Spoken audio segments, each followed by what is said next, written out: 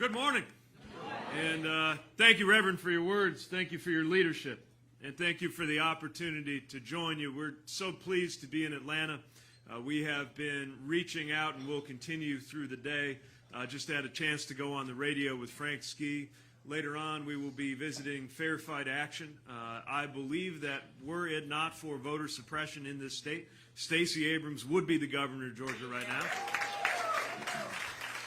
But I also applaud her for her work in making sure that our democracy becomes more democratic. We had an opportunity last night, each of us running for president, to lay out our case and talk about what is moving us to seek the presidency. And I'm running not just to bring an end to the Trump era. We all know that we got to do that. But for something else. I'm asking you to picture the day the sun comes up for the first time over our country and Donald Trump is no longer the President of the United States.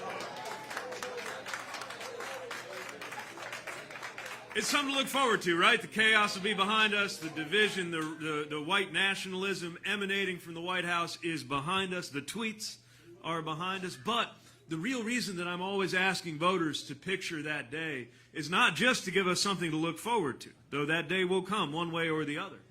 It's to think about what happens next. What is America going to feel like on that day? That actually won't be the easiest day for our country. We will be even more divided, even more torn up over politics than we are now.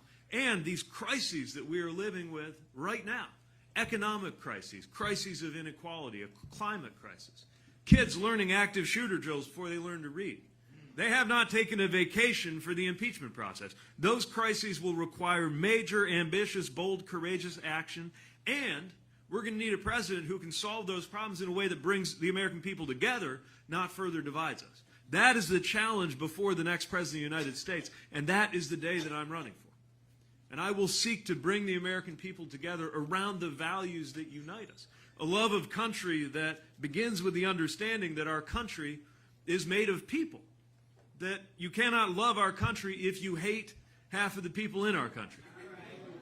That there's more to patriotism than just hugging the flag. It's about honoring what that flag stands for. And by the way, that means when somebody speaks out in Congress and calls out wrongdoing, that is an act of loyalty to the republic for which it stands. That is the kind of patriotism I will seek to bring us together around. It's an understanding that the values that they're using to divide us could unite us. Values like faith. We got to put an end to the idea that God belongs to a political party in this country. Because before the use of religion in politics, at least in the cable commentary, came to be associated with the right wing, the original story of people living their faith, bringing their faith into the political and social square in this country was the civil rights movement. It was about the expansion of rights. It was about people fighting together side by side.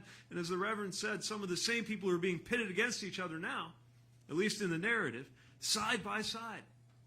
And that is why I know that my own rights were expanded by the activism and the advocacy, not just of people like me, but of people nothing at all like me, standing side by side, black folks, LGBT folks, black LGBT folks, of whom there are many. It's why I know my obligation to make sure that I am a president who will lead to the social and political and economic empowerment of women, with a cabinet that should be at least 50% women. And it is why I understand my obligation to do everything in my power as a candidate and as a president to bring about a sense of belonging and to put an end to systemic racism in this country before it ends the entire American project. That is the substance of the Douglas Plan we have put forward, which has been recognized as a comprehensive vision on what to do for equality in this country, beginning with economic empowerment. We got Maynard Jackson looking on at us in this room from this photograph, who used the power of the purse, understood what taxpayer dollars ought to be for, and part of that is lifting up those who have been excluded. That's why I have proposed that we set a 25% target for the federal government to do business with minority-owned businesses to help expand economic opportunity for everybody, create more millionaires, and create a stronger middle class too among those who've been excluded. It's why we got to triple the number of black entrepreneurs in this country. It's why we got to invest in HBCUs that are cultivating that next generation. It's why we got to act on health inequity, the fact that a black woman is 3 times as likely to die from complications in childbirth as a white woman. That requires that we set up health equity zones where the communities can put together the answers. The answers don't have to come from Washington, but the money should, because we need to invest in changing these inequities. There have to be resources, not just good intentions. We have learned this the hard way. And as mayor of a city that has faced so many struggles and also seen so many successes working together, I have learned and seen and lived how good intentions are not enough.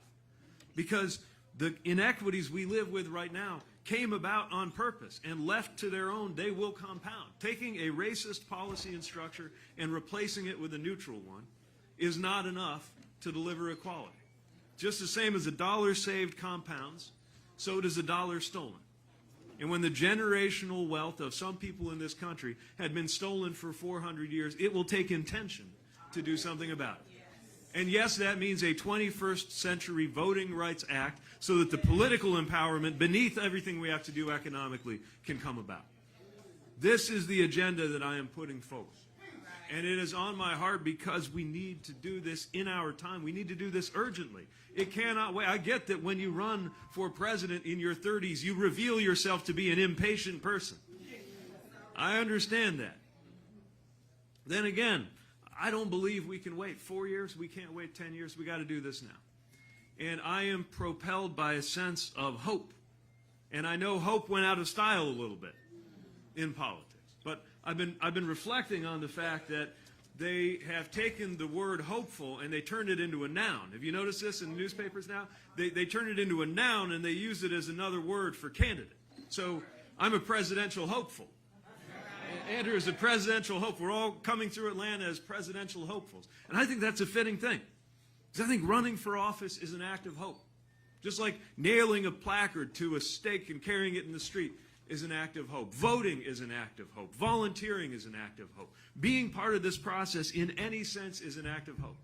And I am propelled by the hope that as bleak as things have gotten now in 2019, as difficult as it is to look in the eye sometimes, children who come to me asking what we are going to do to keep them physically safe and deliver to them a better future, that my hope is we can look back and say to them, I'm sorry things got to where they were by 2019, but look at what we did in 2020. Look at how we came together to deliver a better life in this country. Look at the steps we took to make sure that climate was no longer an obstacle to your prosperity. Look at what we did to see to it that race in this country now has no bearing on your health or your wealth or your life expectancy or your relationship with law enforcement in this country. That is my hope. And that is what I believe we can do together. We can create an American experience defined not by exclusion, but by belonging. And my fundamental message is that everybody belongs in this future, and everybody belongs in this campaign. So thank you for your leadership. Thank you for the opportunity to be with you, and I look forward to seeing you early and often at every step of the way on the campaign trail. Thank you.